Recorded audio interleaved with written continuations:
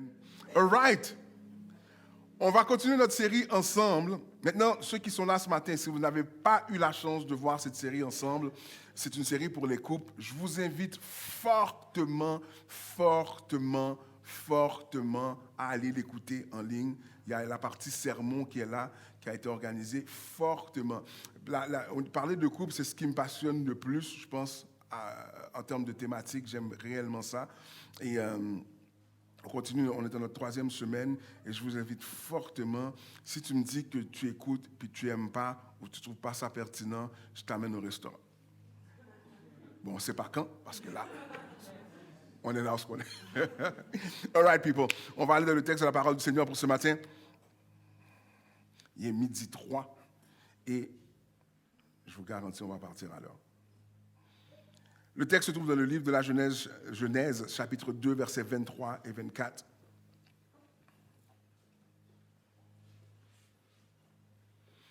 Et le texte se dit comme suit. Alors l'homme dit, cette fois-ci, voici quelqu'un comme moi. Elle tient vraiment de moi par tout son corps. On l'appellera femme de l'homme parce qu'elle vient de l'homme. Verset suivant.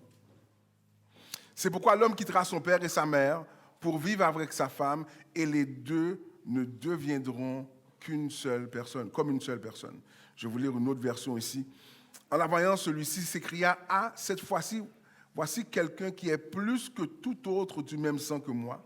On la nommera compagne de l'homme, car c'est de son compagnon qu'elle fut tirée. C'est pourquoi l'homme quittera père et mère pour s'attacher à sa femme et ils deviendront tous deux un seul être. » Parole du Seigneur. Inclinons-nous pour la parole de Dieu. Seigneur, on te remercie encore une fois et on va prendre le temps de partager ta parole et permettre que ça puisse faire du bien à tous ceux qui nous écoutent ce matin, ceux qui vont revoir à la maison. Permettre que ça puisse les aider à transformer leur relation de couple en quelque chose d'extraordinaire. C'est ce que je te prie dans le nom de ton Fils. Amen.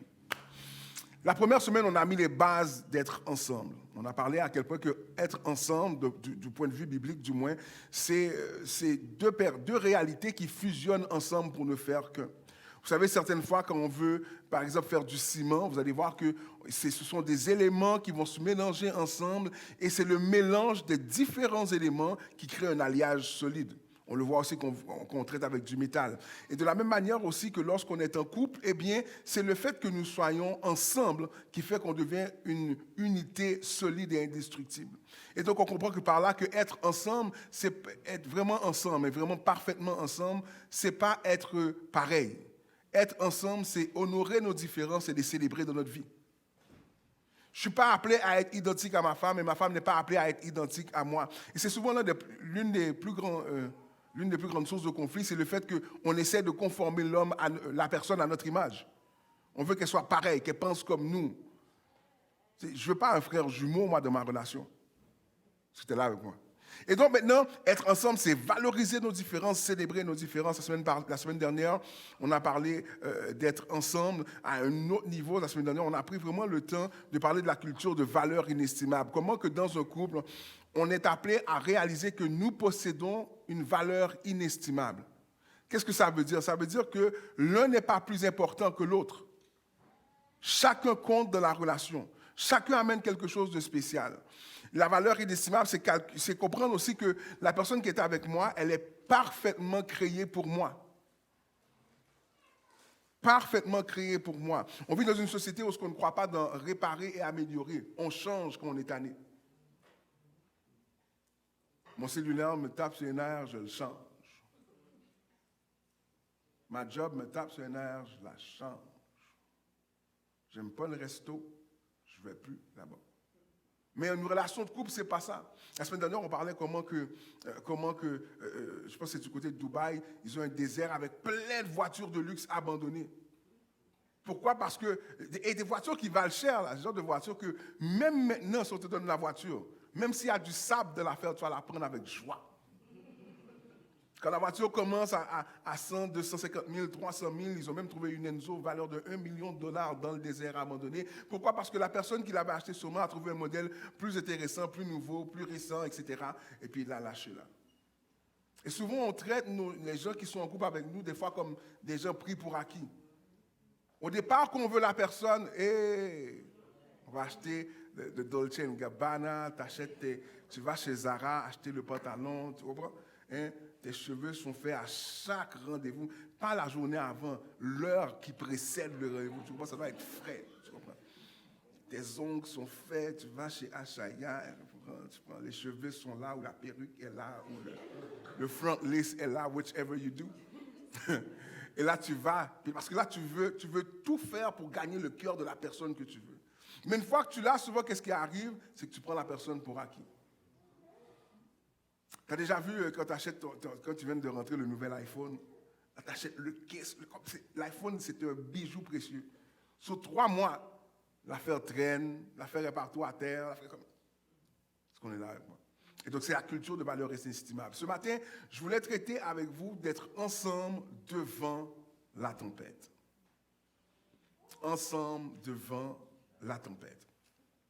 Je voulais parler des tempêtes que le couple peut vivre parce que ça, c'est une réalité, surtout en temps de Covid.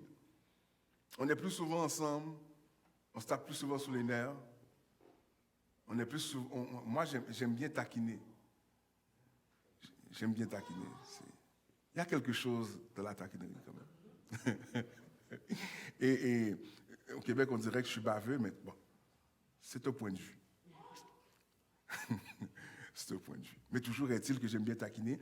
Et donc, ma femme doit subir mes foudres plus souvent que d'habitude en plus. En plus qu'elle est en fin de grossesse, fait que là, maintenant, on est plus souvent avec moi, donc je la taquine 10 fois plus. Puis tous ceux qui m'appellent par vidéoconférence, je fais la même chose. Puis la réalité, c'est que souvent en couple, si tu n'as pas pu bâtir un couple solide, tu risques d'arriver dans un endroit où maintenant, tu vas faire face à une tempête. Il y a un médecin africain qui dit quelque chose qui s'appelle Fred Bulubo Mbayo. Il dit « L'aigle ne fuit jamais la tempête. Par contre, il s'en sert pour prendre de la hauteur. » Et c'est intéressant comme phrase parce que, vous savez, il est inévitable de vivre une tempête dans la vie humaine. Et j'aime le dire, cette semaine, j'étais dans un live, puis on me posait la question, puis on dit, mais oui, là, mais moi, je connais beaucoup de pasteurs, là, je connais beaucoup d'enfants de pasteurs, puis comme si que dans la conception de la personne, la prémisse de sa pensée, c'était que parce que je suis pasteur, je suis comme privilégié. Et non. Et la réalité, c'est qu'on est tous appelés à vivre des tempêtes, indépendamment de ton rang social, ton diplôme, où tu habites, c'est quoi ta fourchette de salaire, ça ne change pas le fait que tu vas vivre des tempêtes. Et souvent, ce qui est plus complexe dans l'aventure humaine, c'est que ce n'est pas toutes les tempêtes qui ressemblent à Rick, Brooge et Taylor que vous avez vu à l'écran. Hein? Parce que des fois, on pense que la tempête, c'est une autre femme qui rentre dans le couple. Vous n'aimez pas, mes amis, il faut remonter l'image. Ça fait 3 semaines que je parle de Ridge, Brooke et Taylor. Et souvent, on pense que la tempête, c'est toujours ça, une question d'infidélité. Mais ce qui est complexe, c'est que souvent, les tempêtes n'ont pas toujours l'image que l'on veut. Souvent, ce n'est pas toujours ça, les tempêtes. Et si vous êtes familier avec Top Model, vous savez que Brooke était avec Ridge, il était avec Eric, qui est le père de Ridge, et là, il était avec le frère de Ridge, qui était... Écoutez, là, c'est compliqué, là. Puis là, maintenant, Taylor est arrivé. Puis là, en tout cas, c'est compliqué. Et les tempêtes n'ont pas toujours ce visage-là. C'est que ce n'est pas toutes les tempêtes qui veulent un face-à-face dans le couple. Il y a des tempêtes que vous allez vivre qui ne vont pas vous mettre dos à dos, mais qui vont travailler l'éloignement entre vous deux. Pensez-y 2 secondes si jamais vous aviez été, vous avez déjà vu des parents qui vivent avec un enfant malade. J'ai connu quelqu'un qui avait un fils qui a eu la leucémie en bas âge, 5 ans, l'enfant est décédé, puis le couple, il s'aimait. Mais dans le combat d'aller à l'hôpital, le stress des médecins, le stress de ceci, écoutez, à un moment donné, ils se sont perdus, puis ils se sont séparés. Parce que la tempête fait en sorte que maintenant, lorsque la pression est là, des fois, on s'y perd. Des fois, on ne se reconnaît plus. Et donc maintenant, la tempête, elle ne nous met pas toujours dos à dos. Des fois, ce qui va créer une tempête, c'est notre désir de prendre soin de notre famille. Vous allez me dire, mais pasteur, comment que désir aussi valable que prendre soin de sa famille peut devenir une tempête? Des fois, tu nourris tellement cette bibite, Tu es tellement en train de fider le désir, l'objectif d'avoir une maison à Fontainebleau, d'avoir tel building en attente, d'avoir une business, Tu es tellement en train de nourrir ça que ça devient une bête incontrôlable et tout d'un coup, tu faisais ça pour ta femme, pour tes enfants et tout d'un coup, ta femme et tes enfants ont pris un second plan peut-être ailleurs dans la vie. Et donc, on est appelé à vivre des tempêtes. Puis la question à la fin de la journée, ce n'est pas est-ce que tu vas vivre une tempête? C'est plutôt comment tu vas gérer la tempête que tu vas vivre. Mon père me racontait souvent une histoire de son vivant, puis de rêve qu'il avait fait avec ma mère. Puis dans le rêve, il était debout avec ma mère, il se tenait quelque part, et ils avaient la main dans la main. Puis tout d'un coup, il y a une tempête qui s'est levée. Une violente tempête, au point tel qu'ils ne voyaient rien dans la tempête. Puis quand la tempête finissait, ben, ils étaient encore main dans la main à la fin de la tempête. Une tempête, ça frappe sans avertissement, ça ne planifie pas son lieu, mais le défi, c'est que est-ce qu'on aura encore la main dans la main à la fin de la tempête? Et aujourd'hui, je veux prendre le temps de réfléchir avec vous sur quelques points sur cette réalité qui est de se tenir debout ensemble devant la tempête. Le but, ce n'est pas d'avoir peur de la tempête, c'est comment on gère la tempête quand elle vient devant nous. Notre défi, c'est de rester ensemble malgré la tempête. Right? On va regarder ça ce matin, puis je trouve ce qui est intéressant, que si tu veux enregistrer, prendre des notes, fais ce que tu veux, mais je veux que tu repartes avec ces quelques vérités ce matin, afin que ça puisse t'aider. Dans un premier temps, la première vérité que je veux que vous compreniez ce matin, c'est que, rappelez-vous du texte de la Genèse qu'on a lu tout à l'heure, le texte va nous dire comme quoi que Dieu va créer Ève pour Adam. Ils sont appelés à être ensemble. D'ailleurs, Adam ne peut pas être aussi efficace sans Ève. Adam peut peut-être vivre sans Ève, mais il n'est pas aussi efficace sans Ève. Parce qu'il y a des dynamiques de la vie qu'il ne pourra pas gérer de la même manière sans Ève. Vous vous rappelez de l'exemple que je vous avais dit qu'il y avait un pasteur une fois qui rentrait chez lui, on a mis ses trucs dehors avec sa femme, lui il voulait rentrer, il voulait se battre avec la propriétaire, il dit Puis là sa femme a dit non, panique, t'inquiète pas, on va aller à l'hôtel ce soir, demain on reprendra nos affaires, puis on ira ailleurs. Puis dans la nuit, pendant que leurs affaires étaient dehors, un feu a rasé tout le bâtiment. So, avoir Ève à côté de toi ou avoir Adam à côté de toi, c'est primordial devant la tempête. La première des choses que je veux que tu réalises, la première des vérités que la Bible me permet de comprendre, c'est que je suis équipé pour la tempête. Je suis capable de faire face à la tempête. On va regarder ensemble dans le livre de 2 Corinthiens, chapitre 4, versets 8 et 9. 2 Corinthiens, on va aller dans la parole vivante, si vous êtes capable de sortir cette version-là. Parole vivante, 2 Corinthiens 4, versets 8 et 9. Et le texte va vraiment nous montrer cela. Cette puissance que je vais lire pour vous, cette puissance, nous l'expérimentons dans nos vies en même temps que la fragilité des vases qui la contiennent. Et donc ici, Paul parle de cette puissance de Dieu, cette présence de Dieu qu'on peut expérimenter, cette présence du divin, mais on le vit en nous, mais aussi avec cette fragilité humaine que nous avons. Il continue en disant que nous sommes souvent traqués et opprimés de tous côtés, cependant jamais subjugués par la peur, fréquemment désemparés, jamais découragés. Souvent nous sommes perplexes et ne savons plus quel chemin prendre, mais nous n'abandonnons pas. Nous connaissons l'angoisse et le dénuement, mais non le désespoir. On nous persécute, mais nous ne sentons pas délaissés. Nous sommes jetés à terre, mais nous nous relevons et poursuivons notre route. Voici ce que Paul nous dit. Et Paul parle ici dans ce contexte de persécution de l'Église. Vous allez me dire, ce n'est pas la même chose, pasteur, mais on peut tirer de beaux parallèles de cela. Réalisez que des fois, vous allez vous rendre dans la vie et la vie va vous donner de ces coups imprévisibles. Ça peut être la maladie de quelqu'un que vous n'avez pas prévu. Personne ne rentre dans un mariage pour se divorcer.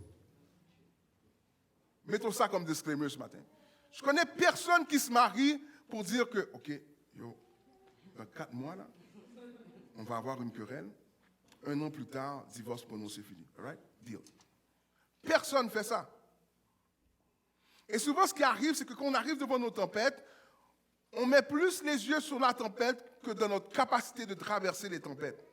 Réalisez tout ce que vous avez vécu personnellement dans vos vies. Est-ce que vous n'êtes pas encore là ce matin? Combien de fois tu t'es levé ce matin et tu dis, oh mon Dieu, c'est fini. C'est fini. Seigneur, viens me chercher. viens me chercher, comme on s'en va parce que je ne peux plus. Et pourtant, à la fin de la journée, mais Dieu a toujours permis que vous puissiez faire face à la musique. Et donc, ce que le texte de Paul nous dit ici, c'est que j'aime comment Paul le met, parce qu'il y a aussi l'autre verset dans le contexte chrétien évangélique. Souvent, on pense que Dieu va toujours tout faire. C'est-à-dire que le plus grand miracle que Dieu pouvait faire, il l'a fait déjà en toi. Comment tu es créé te donne la capacité de traverser la tempête. Je ne dis pas que c'est facile, mais tu as quand même la capacité de traverser les tempêtes. Votre couple avait la capacité de traverser les plus grandes choses, les plus grandes difficultés.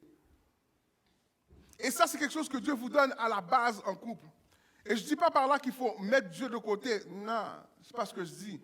Mais d'abord, réalise qu'il y a en toi les ressources nécessaires pour affronter la tempête. Si quelqu'un m'entend ce matin. Ça veut dire que maintenant, quand je rentre dans une tempête, j'ai des questions à me poser. Je dois réaliser que j'ai un choix. Je raconte des fois cette histoire-là avec mon épouse, puis on avait... Imani avait 3 ans, donc on avait environ 5 ans de mariage. Et puis, je ne me rappelle plus pourquoi, là, mais il y a une discussion qui a dérapé. Mais moi, j'ai le sang chaud. J'ai la réponse facile. Même en blaguant, encore plus rapide si je suis fâché. Et donc là, j'ai 2 choix. Je réponds avec tout mon art oratoire. Ou je mets de l'eau dans mon vin. Puis là, on est tous les deux à fleur de peau, puis la conversation s'en va dans une direction, et je m'énerve et je fracasse un meuble. Vous savez, les anciens meubles de télévision, là, il y avait plein de verres partout, plein de portes vitrées, là. Ma main traverse une des portes. Elle ressort ensanglantée. Et puis, là, je tourne mon dos. Je ne parle pas à ma femme, je pense que ça a duré 1 semaine ou 2. Ma femme peut vous dire, je suis capable de t'offrir ça, là. J'ai assez d'ego pour le faire. Pas parce que je le voulais, mais ça avait été trop loin, notre conversation. Puis à un moment donné, elle vient me voir à la fin de cette histoire-là, puis elle dit, écoute, non, on n'aurait pas dû aller là. Parce que on a pris une direction qu'il ne fallait pas prendre. Etc. Puis comme vous voyez, 15 ans plus tard, on est encore là. Mais la réalité, c'est que souvent, ce qui arrive, c'est qu'on ne réalise pas qu'on a la capacité de traverser nos tempêtes. On va plutôt utiliser nos émotions pour dicter nos pas. Et j'ai toujours enseigné à l'Église que nos émotions ne sont pas là pour te dire comment réagir. Les émotions sont là pour te dire comment tu te sens à l'intérieur. Et ton défi, c'est d'utiliser tes émotions pour trouver les mots pour pouvoir vraiment préciser la douleur que tu vis. Et donc maintenant, j'ai en moi les outils. En couple, vous avez toujours les outils pour faire face à vos tempêtes. Mais il faut s'arrêter et réaliser qu'on les a. La plupart des fois, on réalise qu'on a beaucoup de réponses. Ceux qui sont un peu plus jeunes, ça va être un discount test. Oh, toi, t'es pas ci. Oh, toi, t'es pas ça. T'es laid. T'es pas beau. Tu marches même pas bien. Ta bouffe est pas bonne. Et ça va être qui va pouvoir blesser l'autre plus profondément pendant quelques minutes.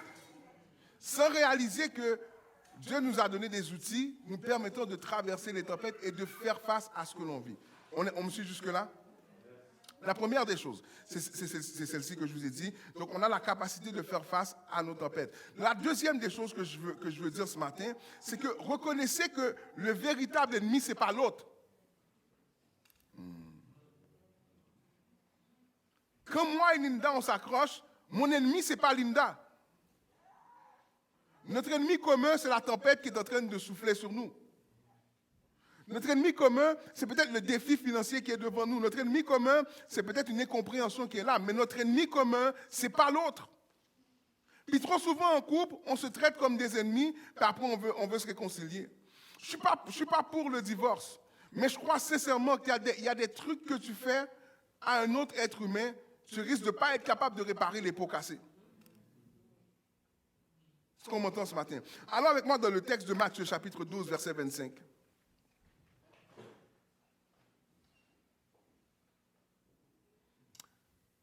Et le texte ici de Matthieu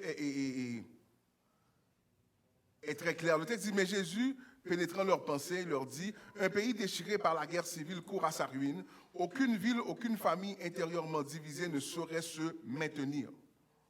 Ça veut dire que lorsque je fais une tempête, lorsque je suis dans une tempête, je réalise que j'ai les outils pour faire face à la tempête. Mais deuxièmement, je réalise que j'ai un mandat de rester ensemble. Parce que je vous dis, la tempête, ce n'est pas toujours une tempête qui veut nous mettre dos à dos, mais elle va créer une séparation. Puis mon défi, c'est que même lorsque ma femme peut me dire quelque chose qui me dérange, je lui dois allégeance jusqu'à la mort. Cette semaine, on a eu un accro, moi et Linda, et puis elle a réagi, et puis elle me connaît. D'ailleurs, dès que j'aime pas quelque chose, mon visage va te le dire, en 2 ou 3 langues différentes, que je ne suis pas content. Et donc maintenant, mais je me connais. Mes réponses sont faciles. Mon plus grand défi, c'est d'arrêter Gabriel, pendant que Gabriel est déjà parti là. Fait que là, puis il y a un contexte X, puis elle réagit parce qu'elle n'aimait pas quelque chose. Mais mon problème, ce n'est pas qu'elle n'aimait pas quelque chose. C'est la réaction qui m'a donné problème. Est-ce que vous me suivez? Et donc maintenant, dans la réaction, puis là maintenant, laquelle a fini. Là maintenant, je me suis tourné, puis j'ai dit, tu sais quoi? Je n'ai pas parlé. Puis là, il me va. Je ne pense pas que tu es fâché. Mais, je ne réponds pas. Mais dis-moi, au moins, tu vas m'en parler après. Dis-moi. Je dis, oui, après. Elle n'est pas mon ennemi. Et souvent, l'ennemi, c'est moi. Parce que si je me laisse aller, je risque de briser des choses. Si je me laisse aller, je risque d'amener le couple quelque part que je n'ai peut-être même pas les outils pour ramener le couple au point précédent. Donc, je dois toujours réfléchir en temps de tempête que l'autre, elle n'est pas mon ennemi. Mon mari, ce n'est pas mon ennemi. Je comprends que des fois, il dit des choses niaiseuses. Je comprends des fois qu'il dit des choses que... Tu sais, il dit une chose, dans ta tête, il y a eu 4 conversations différentes qui se sont passées. Mais la vérité, à la fin de la journée, c'est que la personne que tu as choisie pour fonder une famille avec, ce n'est pas ton ennemi. Et jamais, au grand jamais, on doit se permettre d'avoir une attitude qui peut laisser une seconde penser à l'autre qu'on est ennemi. Parce que du moment que ça arrive, on est en danger. Troisième point que je veux vous dire ce matin. Le silence, des fois, c'est bon. Le silence, des fois, c'est bon. Dis avec moi le silence. Dis le silence. Fais chut. La Bible nous enseigne dans plusieurs textes comment que nous devons avoir peur de la langue et des dégâts qu'elle peut causer. Comment qu'une parole excite la colère de quelqu'un. La Bible fait souvent appel à cela. Et souvent en couple, je ne sais pas pourquoi, mais c'est comme si c'est là qu'on veut tester toutes nos phrases les plus assassines. Je savais que tu étais comme ça. Tu es comme ton père. Tu es comme ta mère. Vous avez déjà vu ça? Des fois, le silence, c'est bon. Pourquoi? Parce que des fois, le silence nous permet de réévaluer notre position. Des fois, c'est bon de laisser l'autre en silence, le simple temps que la personne puisse décanter. Souvent, quand je rencontre des couples, des fois, les femmes vont souvent dire, mais il ne parle pas. Elle veut parler maintenant. Lui, il veut parler après. Mais je ne comprends pas. Si tu ne parles pas maintenant, c'est parce que tu ne m'aimes pas.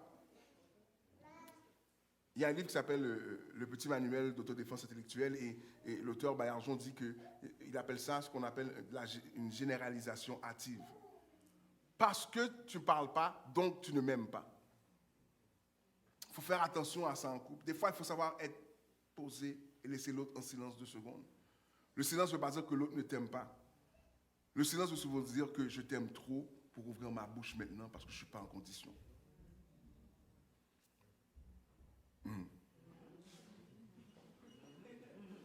Et lorsqu'on est devant une tempête, peut-être l'une des plus grandes armes que nous avons, c'est le silence. Mais pas un silence indéterminé. Il ne faut pas prendre le silence comme quand on prend un rapport qu'on remet au gouvernement en place et puis qui reste sur une tablette pour on est là, ça fait 3 semaines que le silence dure. Ce n'est pas ce silence-là qu'on parle. Parce que des fois, ce silence-là peut détruire un couple aussi. Mais je parle du silence qui nous permet de se récupérer et de revenir à la table pour discuter.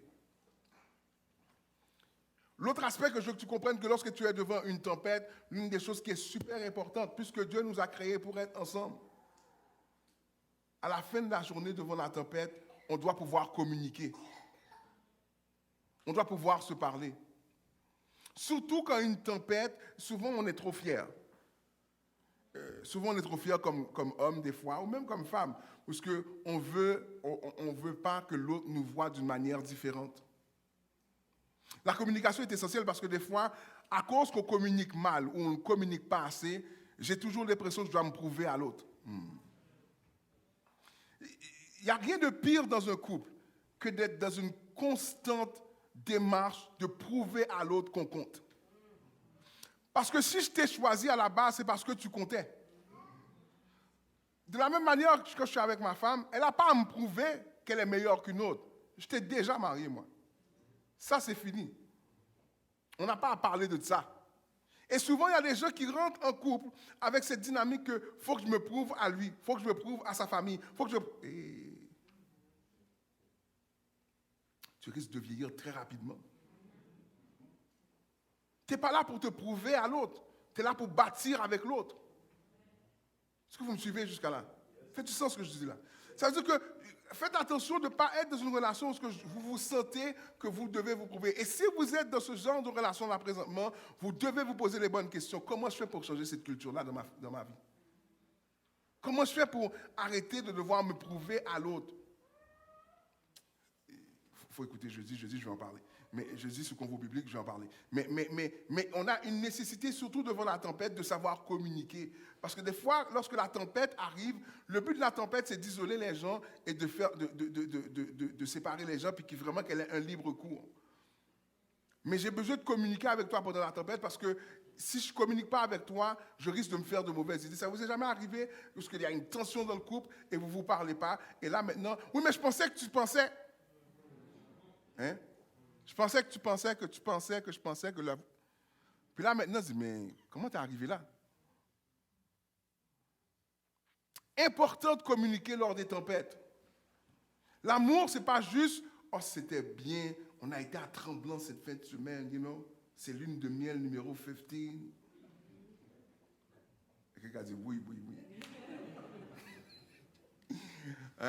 Lune de miel numéro 15, on a eu un massage en couple, you know, spa, on est rentré, on s'est fait masser, là on est retourné, là je me sens comme Barack et Michel, you know. Puis là on pense que le mariage c'est juste ça. Mais il y a des fois le mariage c'est pas ça. Tu as l'impression que tu es dans une guerre civile, tout tombe en miettes, les enfants t'énervent, ton boss t'énerve, ton voisin t'énerve, le gazon t'énerve. Tout t'énerve. Puis, malgré cette tension-là, on est appelé à être ensemble. Et souvent, l'aspect que je vais terminer avec ce matin, c'est que non seulement on doit apprendre à communiquer, parce que souvent, dans la tempête, il y a les plus grandes opportunités pour aller plus loin. Vous ne croyez pas? J'ai commencé en vous parlant du docteur africain qui disait que l'aigle ne fuit pas la tempête. Au contraire, il s'en sert pour prendre de l'altitude. Dans toutes les tempêtes qu'on va vivre ensemble, je suis obligé de me poser la question, comment on est arrivé là et qu'est-ce que je peux faire pour ne jamais être là à nouveau? Je me rappelle, on avait vécu quelque chose, moi et Linda, puis on est arrivé à une conclusion qu'il y a des choses qui devaient changer financièrement. Parce que là, on ne pourra pas faire ça deux fois. Puis là, on était là, puis ça avait été, je revenais de prêcher, et il s'est suivi une série de choses inexplicables pour nous, mais une série de choses qui nous ont sonné dur, moi le premier. Au point tel que, pour la première fois, je pense, de toutes ces années de mariage, j'ai littéralement craqué et pleuré, comme un enfant. Puis je disais, je veux voir mon père. Il y a des tempêtes que tu vas vivre là, tu vas perdre la tête. But, si tu fais attention de regarder, ok, qu'est-ce que j'ai raté pour arriver là? Quand tu le comprends, tu risques de passer à un autre niveau et ne plus jamais être pareil. Parce que l'aigle se sert de la tempête pour prendre de l'altitude. Et plusieurs d'entre nous, ce matin, on est venus, on est ensemble. Et ce qu'on fait avec nos tempêtes, c'est qu'on passe au travers pour les mettre en dessous du tapis. Ce n'est pas un match du Canadien où il y a une colonne de défaites et de gains. La vie en couple, ce n'est pas ça. Tout s'additionne ensemble pour faire quelque chose de bien ou de mauvais. Le défi qu'on a pour nous ce matin, c'est de dire, OK, man, on doit pouvoir arriver à tenir devant la tempête, on doit communiquer, mais qu'est-ce qu'on apprend? Qu'est-ce qu'on a appris? Combien de fois que tu vis quelque chose et lorsque tu as fini de vivre cette chose-là, mais tu n'as rien changé? Allô, quelqu'un? Il n'y a rien qui me dérange de plus, moi, que je parle et ça ne change pas. Des fois, je parle avec certains couples, puis là maintenant, si vous m'écoutez en ligne, si vous êtes là, ce n'est pas de toi que je parle. OK? Mais des fois, je rencontre des couples et je leur dis, mais on est toujours à la même place. Parce que vous n'appliquez pas les trucs. Vous n'utilisez pas les opportunités de la tempête pour prendre de l'altitude. Fait qu'on se reparle dans un an, on est à la même place. Mais pasteur, moi, il m'énerve.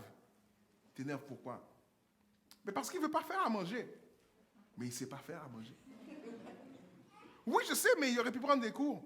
Mais tu aurais pu lui montrer. Moi, j'avoue, hein. Je dis, oui, mais on s'était dit ça l'année dernière aussi. Est-ce que je saisis les opportunités de ma tempête pour grandir et devenir meilleur? Puis tu sais, ce matin, ce n'est pas la partie la plus fun de cette conversation sur les couples, mais c'est une partie inévitable. Le nombre de divorces, le nombre de séparations, le nombre de choses que je vois. Et je réalise que souvent, le problème n'est pas tant de l'un ou de l'autre de la personne, c'est comment qu'on gère la vie de couple. Il y a des tempêtes que vous allez vivre ensemble, les amis, en tant que couple, où ce que ni un et l'autre est contre l'autre dans la relation. Mais l'affaire est tellement lourde. Et on ne réagit pas tous de la même manière. Mais la Bible nous enseigne comme quoi qu'on a été créé pour faire un, pour être solide. Et comme quoi qu'on a la capacité de traverser la tempête, moyennant qu'on applique certains principes, moyennant qu'on fasse attention, moyennant qu'on prenne le temps de parler ensemble. C'est quand la dernière fois que tu as parlé à la personne que tu aimais?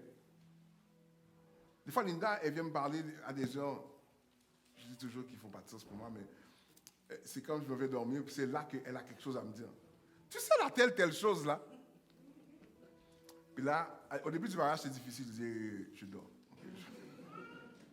Aujourd'hui, je vais faire l'effort de me sortir de mon sommeil pour lui répondre. Je dis, attends.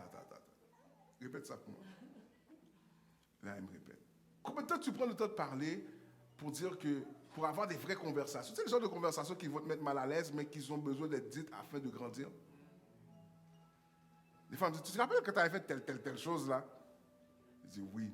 Comment je peux t'aider dans ce département ce soir? C'est quand la dernière fois tu as pris le temps de regarder tout ce que tu avais vécu avec la personne qui était avec toi pour dire, qu'est-ce qu'on a appris de ça? Est-ce qu'on a changé les choses réellement? Ou est-ce qu'on est juste encore à la même place? Il n'y a pas assez d'achats en magasin ou sur Amazon pour combler le vide de la croissance. Il n'y a pas assez de cadeaux que tu peux donner ou assez de fleurs que tu peux donner pour remplacer ça. Si jamais tu veux tenir devant les tempêtes de la vie, un peu comme l'exemple de mon père qui disait qu'il avait fait ce songe de ma mère, où ils étaient devant une tempête, puis ils sont restés main dans la main. Je veux te dire que ce n'est pas les anges qui vont le faire pour toi, mais toi, tu as une implication à faire. Comprenez, je crois en Dieu, je crois dans la prière, je crois que la prière change des choses.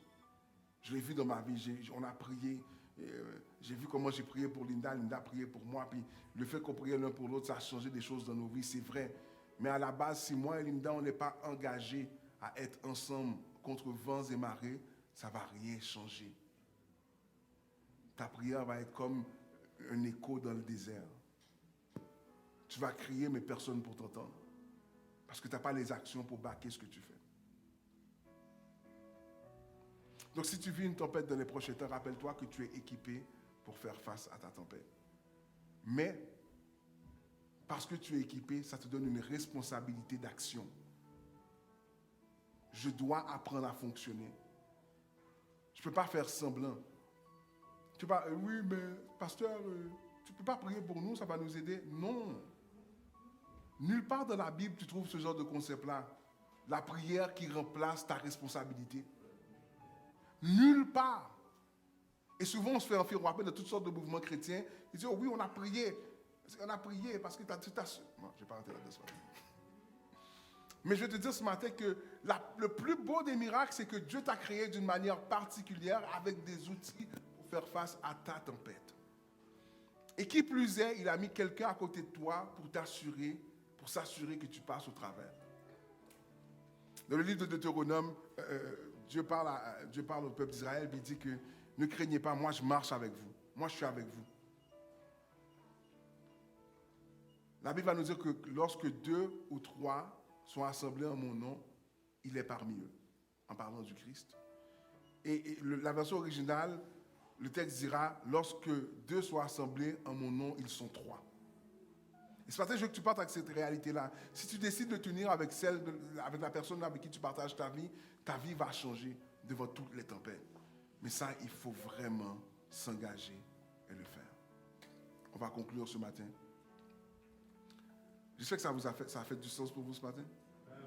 Est-ce qu'il y a des gens qui vont changer des choses à la maison? Il y a des gens qui m'ont regardé. Pourquoi tu poses cette question-là, même? Il faut poser la question. Je vous dis ça, puis quand je vous enseigne, je vous le dis souvent, pour pouvoir vous l'enseigner, il faut que je le vive. Je ne peux pas vous enseigner ce que je n'ai pas vécu. Si aujourd'hui je suis avec ma femme, on va avoir 15 ans de mariage, 4 enfants, un chien, une maison, sa carrière, mon ministère, mes folies à moi, ma musique. Pour passer au travers de ces 15 années-là, il fallait toute une femme et tout un homme pour le faire. Mais au-delà de ça, il fallait que les deux soient ensemble pour traverser toutes les tempêtes. Et il y en a eu des tempêtes. Et il y en aura des tempêtes. Mais une chose est certaine, c'est qu'à chaque tempête, tu vas trouver la même équipe devant toi. À la fin, quand elle va venir, ce sera les deux mains dans la main. Quand elle va quitter, les deux mains dans la main. Et on ne va rien perdre au change. Mais ça, il faut le décider pour le vivre. On va se mettre debout pour terminer ce matin.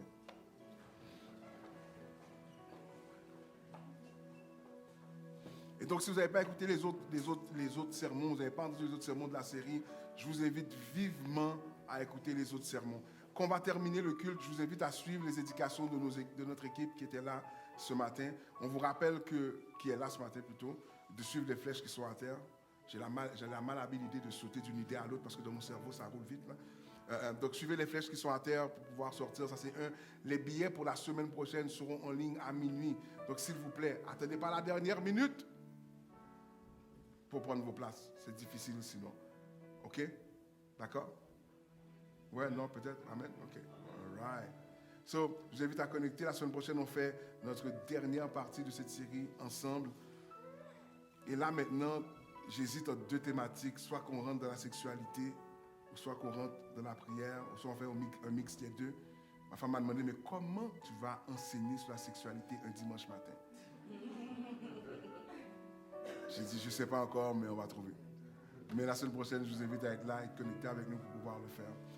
Et on va prier ensemble. Merci d'avoir été là ce matin. Merci de nous supporter, de contribuer. Merci de votre présence.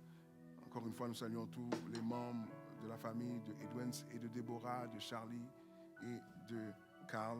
Merci de votre présence, que le Seigneur vous bénisse. Seigneur, on te remercie pour le culte que nous avons eu. Sois béni d'une manière extraordinaire. Seigneur, nous t'élevons, nous t'acclamons. Nous bénissons encore ces enfants que nous avons présentés ensemble au temple ce matin. Et encore une fois, nous prenons le temps de bénir les couples qui sont là ce matin. Seigneur, on sait que ce n'est pas facile d'être en couple. Il n'y a pas de baguette magique pour cela. Il y a un effort constant pour y arriver.